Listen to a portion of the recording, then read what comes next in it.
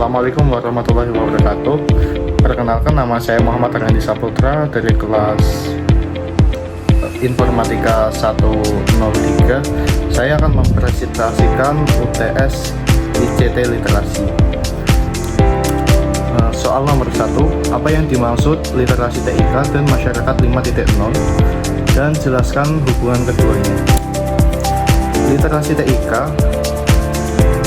adalah kemampuan untuk menggunakan teknologi digital, alat komunikasi atau jaringan untuk mengakses, mengelola, menciptakan dan mengkomunikasikan informasi secara efektif. Masyarakat 5.0 adalah konsep masyarakat masa depan yang berpusat pada manusia, di mana teknologi canggih seperti AI, cloud, robotika, big data digunakan untuk meningkatkan kualitas hidup, bukan sekadar untuk industri, yang bertujuan untuk kehidupan lebih nyaman, efisiensi tinggi, layanan publik lebih cepat, dan solusi sosial berbasis teknologi. Hubungan antara literasi TIK dan masyarakat 3.0 adalah bahwa literasi TIK menjadi kemampuan dasar agar dapat memanfaatkan teknologi canggih yang menjadi ciri utama masyarakat 5.0. Masyarakat diharapkan untuk mampu memahami dan mengendalikan teknologi seperti AI, IoT, dan big data dengan tepat dan bertanggung jawab. Literasi TIK dan masyarakat 5.0 jelas melalui berbagai layanan digital yang kini sudah digunakan masyarakat, misalnya aplikasi kesehatan seperti Satu Sehat, pembayaran digital melalui QRIS, pasar digital untuk UMKM. Semuanya hanya dapat dimanfaatkan secara efektif jika masyarakat memiliki literasi TIK yang memadai. Nomor 2, buatlah analisa dan pembahasan tentang 5 peran pengguna TIK dalam konteks Artificial Intelligence atau yang disebut AI, dan apa saat ini Anda berperan sebagai apa dalam konteks teknologi AI, dan beri contoh alasannya. 5 peran pengguna TIK. Yang pertama, pengguna akhir atau end user. Pengguna yaitu pengguna aplikasi berbasis AI seperti ChatGPT, Google Lens, atau AI edit foto yang membantu pekerjaan sehari-hari. Yang kedua, pengembang atau developer, yaitu orang yang membuat program, model AI atau fitur cerdas yang dipakai di berbagai aplikasi. Yang ketiga, analisis data atau data analisis scientist, yaitu ahli yang mengumpulkan, membersihkan, menganalisis, dan menginterpretasikan kumpulan data besar untuk menginformasikan pengembangan AI dan mengekstrak wawasan berharga. Untuk yang keempat, etikiawan, etisis,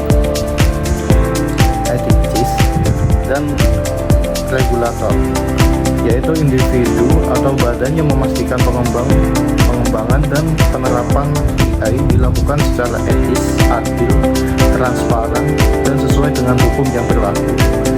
5. Pendidik atau edukator, akademisi dan peneliti yang mengeksplorasi kemampuan AI baru, mengembangkan teori dan melatih generasi berikutnya tentang teknologi AI. Untuk saat ini, peran saya dalam konteks teknologi AI adalah sebagai pengguna akhir atau AI user.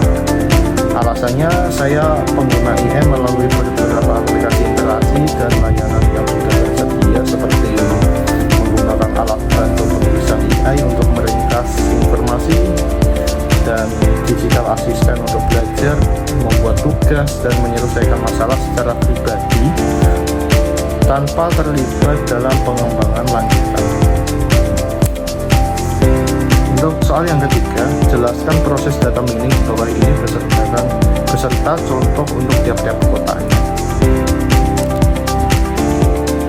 Untuk yang pertama, business understanding atau pemahaman bisnis. Tahap ini melibatkan pemahaman tujuan proyek dari perspektif bisnis. Contohnya, sebuah toko ingin meningkatkan meningkatkan penjualan barang. Untuk yang kedua, data understanding, pemahaman data.